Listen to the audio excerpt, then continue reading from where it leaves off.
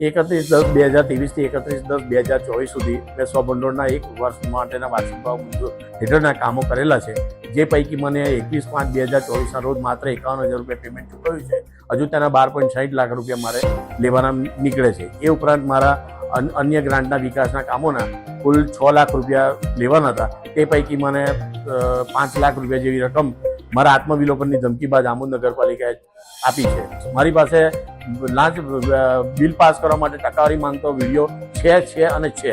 જેસીબીની વાત કરી છે તે 36,50,000 રૂપિયા ઇન્ડિયા માર્ટ ઉપર એની કિંમત દર્શાવી છે. 36,50,000 થી 47 લાખ વચ્ચેની રકમનું કોઈ જેસીબી ઓનલાઈન કિંમત બતાવતું નથી.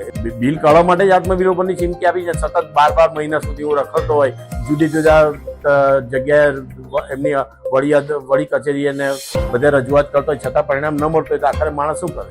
મૈલેશભાઈ મોદી એક કોન્ટ્રાક્ટર તરીકે જે આક્ષેપો લગાવેલા છે કે ચીફ ઓફિસર શ્રી અને નગરપાલિકા પ્રમુખ શ્રી દ્વારા એમની પાસે પૈસાની માંગ કરવામાં આવે છે, ખરેખર એ વાત તદ્દન ખોટી છે.